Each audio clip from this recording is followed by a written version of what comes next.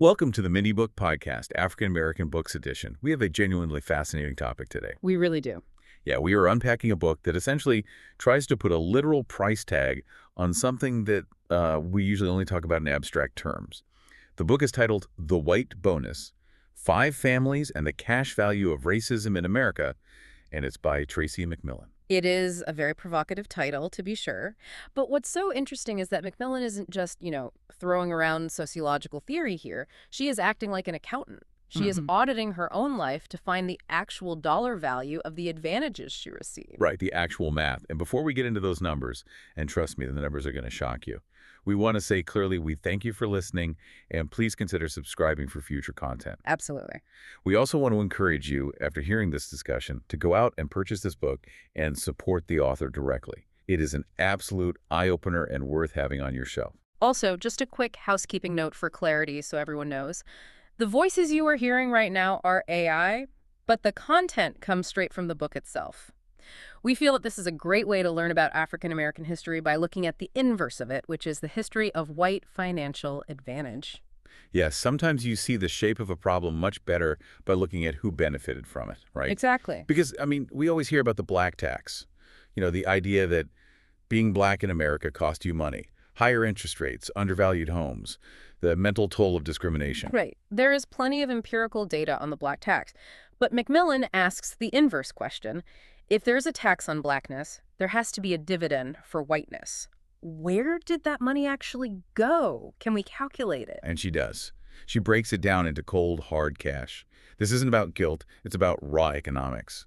She calculates her own family bonus, which is the money she inherited or saved because of family wealth, and she lands on a very specific number, $146,353.73. It's the specificity that really gets me there. Yeah. It's not, about 150 grand. It is down to the exact cent. So let's trace that money for the listeners. Yeah. Because it didn't just appear out of thin air, Yeah. It starts back in the 1940s with her grandfather, the guy she refers to as Grandpa Mac. Right. And this is a classic example of how government policy builds the middle class. But specifically the white middle class.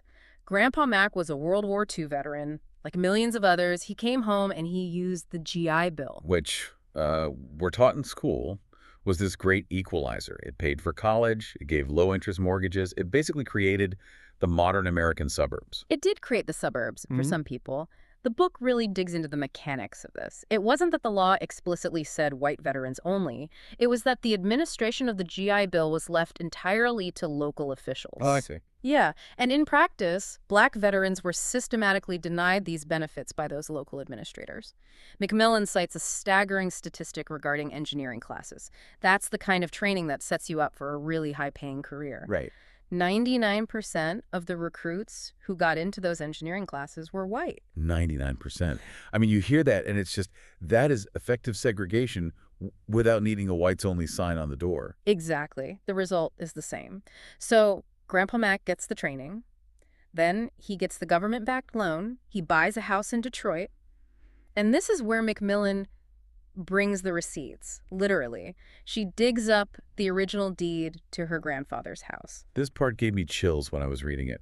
She's holding this crumbling piece of paper, and right there in the dense legal text, it explicitly states that the property cannot be sold to, quote, persons of African descent. That is what's known as a racial covenant. We should probably break that down for the listeners. Please do. A racial covenant was a legally enforceable contract written into the deed of a house. It was standard practice across the country. And we have to understand the direct economic impact of that line of text. By legally excluding black buyers, you create an artificial scarcity. You brand the neighborhood as exclusive. Precisely. That inflates the property value for the white owners inside that bubble, while black families are systematically forced into overcrowded red line districts where property values are kept artificially stagnant. So Grandpa Mac's house gains massive value simply because of segregation. He builds equity, he eventually sells it for a profit. That money sits in a bank account. It's compounding over decades. And then 2 generations later, it trickles down. It trickles right down to Tracy. That equity, which was built on 1940s racial exclusion, is exactly what paid for Tracie McMillan's college tuition in the 1990s. And that is the first big chunk of the bonus she calculates. She graduates entirely debt-free. Think about the compounding interest of that advantage in your own life. If you start your career with zero debt versus starting with $50,000 in student loans, your ability to save, your ability to buy a home, to invest in the stock market, it skyrockets. That is a massive financial head start. But the book doesn't stop with just inheritance, which is usually the easy part to see. McMillan then calculates what she calls the social bonus. These are the financial advantages she got as an adult just navigating the world as a white woman. And she values this social bonus at over $225,000. This is where her methodology gets really fascinating. She's essentially trying to put a dollar value on the benefit of the doubt. Yeah, and the most disturbing example she gives involves her own childhood. And just a fair warning to you listening, this involves some dark family dynamics. Tracie's father was severely abusive. It was a very violent household. It was. But here's the twisted economic reality that McMillan identifies in the book. Her father was abusive, yes, but he was also a middle-class white man living in a nice, quiet neighborhood. Because of that demographic fact, the systems that usually intervene, social services, the police, even the neighbors next door, practiced what she terms implicit deference. Implicit deference. That is a very powerful phrase. Let's make sure we explain what she means by that. It means they deferred to his status. They assumed he was a good guy, deep down just having a tough time. They didn't view him as a systemic threat, so they didn't intervene. And crucially, they didn't put Tracie into the foster care system. Which sounds absolutely horrific for her personal safety as a child. It was horrific. But she points out a stark financial paradox here. If she had been placed in foster care, the state would likely have seized family assets to pay for her care, or the family structure would have completely dissolved, destroying the inheritance we just talked about. Yeah, by staying in that abusive home, solely because the state refused to see a middle-class white man as a danger, the family saved roughly $15,000 in potential state charges. And they preserved the wealth that she would later inherit. So even her own trauma paid a financial dividend in the end. That is a really bleak calculation. It is bleak, but it effectively shows how the system is designed to protect white wealth, even when the family unit itself is entirely dysfunctional. Let's pivot to something a little less dark, but just as economically impactful. Housing in New York City. I mean, anyone who has tried to rent an apartment in New York knows it is a total nightmare. But Tracie manages to land a cheap, rent-stabilized apartment that saves her thousands of dollars a year. This is a perfect example of the value of the white network. That apartment wasn't on a public listing. A friend of a friend passed it along to her. The classic friend discount. But it's so much more than that. It's about who is actually in your circle of trust. If your social circle is predominantly white and middle class, which statistically, for most white Americans it is, you get access to opportunities that never even hit the open market. That apartment allowed her to live in one of the most expensive cities in the world for a fraction of the cost, which directly enabled her low-paying early career as a writer. And while she's getting cheap rent through her network, she's also navigating the banking system with incredible ease. Right, this is the banking bonus. McMillan describes getting favorable loans and credit cards without much hassle, even during periods when she was technically broke or had very unsteady freelance income. She compares her smooth experience to a concept called predatory inclusion. Let's break that term down for the listeners. Predatory inclusion, what does the book say that means? So, for a long time, Black Americans were entirely excluded from mainstream banking. That was redlining. Predatory inclusion is the phase that happened next. Banks started marketing heavily to Black homeowners, but they did it with terrible, extractive terms. High interest rates, balloon payments, hidden fees. They included them, but as prey. Exactly. The book notes a very disturbing detail where Wells Fargo bankers internally refer to these subprime, high-interest loans targeting Black homeowners as, quote, ghetto loans. That is just disgusting. It is. So while Tracie is getting the benefit of the doubt from her banks, getting low interest rates, getting second chances on missed payments, Black borrowers with similar or even much better financial profiles are being systematically stripped of their home equity through these predatory fees. And that divergence over a lifetime, I mean, that is worth tens of thousands of dollars. It really paints a vivid picture of two completely different economies operating simultaneously in the exact same country. It really does. But the book isn't just a memoir of Tracie's life. She actually profiles 5 different families to show how this dynamic plays out across different class lines and regions. I want to talk about the Beckers. Yes, the Beckers are a crucial case study in the book because they prove that the white bonus isn't just something for the wealthy elites. The Beckers are a solidly working-class family living in Mississippi. And this section of the book really highlighted the education gap for me. Hmm. There is this one statistic from the Becker's local school district that just jumped off the page. White students that were 5 times more likely to be placed in gifted and talented programs than the national average. 5 times. That is statistically impossible without some form of systemic manipulation. What we are looking at there is essentially modern-day segregation under a different name. How so? Well, the book argues that white parents in this district use their social influence, their loudness at school board meetings, their personal connections with the principals to hoard the best educational resources for their own kids. So they basically ensure their kids get pushed into these special, well-funded tracks, regardless of actual test scores. Right. And being labeled gifted isn't just a nice sticker on your homework. It means smaller class sizes. It means the most experienced teachers. And it creates a direct, highly resourced pipeline to college scholarships. It is a blatant resource grab. But the most tangible dollar figure for the Beckers actually comes from the criminal justice system. We have to talk about Marianne Becker. This is what McMillan calls the crime bonus.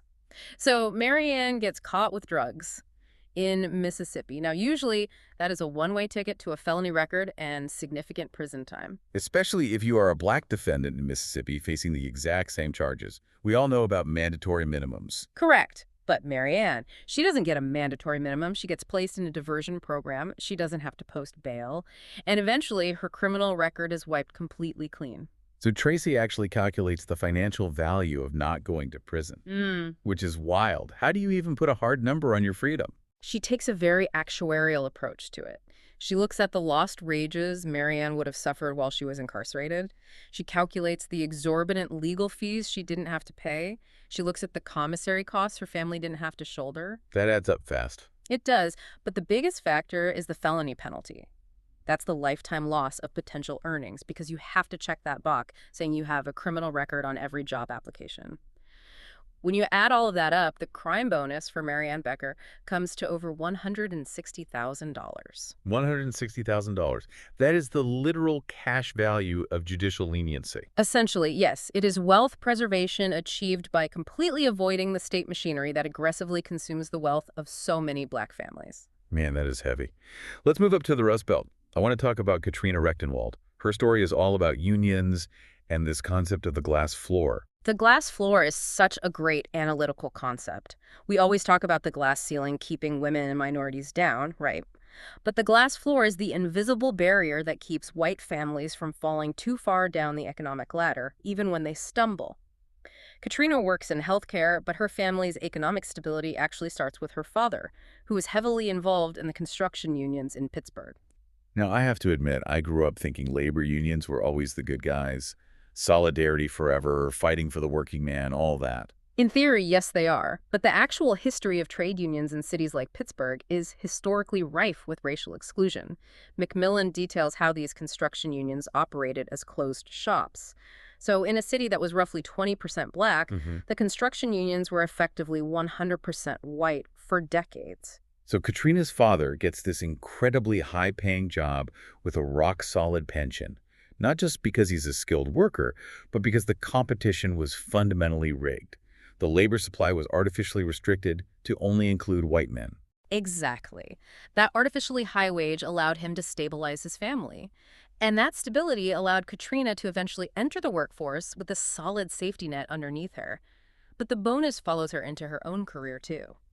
There's a pivotal moment in her career as a nurse aide where a white supervisor literally taps her on the shoulder. The tap on the shoulder. It's such a universal symbol of unearned advantage. It really is. The supervisor pulls her aside and tells her, "You're really smart. You should go to actual nursing school to become an RN. And here's exactly how you apply for the hospital's internal scholarship."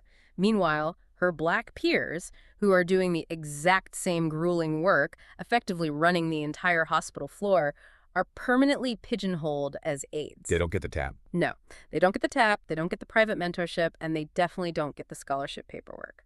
And we should point out, the difference in lifetime earnings between a nurse aide and a registered nurse is absolutely huge. It's a massive wealth gap. McMillan values that specific social bonus for Katrina, combining the targeted mentorship, the paid scholarship, and the accelerated promotion track at $140,000. It is truly incredible how all these invisible things stack up. You take the grandfather's housing inheritance, the biased school tracking, the legal leniency from a judge, the job tips from a friend. It's not just one big lottery check handed to you. It's an invisible current pushing you forward every single day of your life. Tracie McMillan's total personal bonus, by her own meticulous calculation, is nearly $400,000. That is $400,000 she has, essentially, just for being white in a system heavily designed to favor her. That is almost $500,000 of completely unearned advantage. But here is the twist, and I think this is where the book really elevates from just being an accounting exercise in its profound social commentary. After doing all this math, McMillan asks the reader a question. So, are white people actually winning? And the answer the book presents is surprisingly complex, because McMillan argues that this overarching system of racism actually hurts white people too. How so? If they're getting all this cash, if Tracie has a $400,000 head start in life, how is she possibly losing?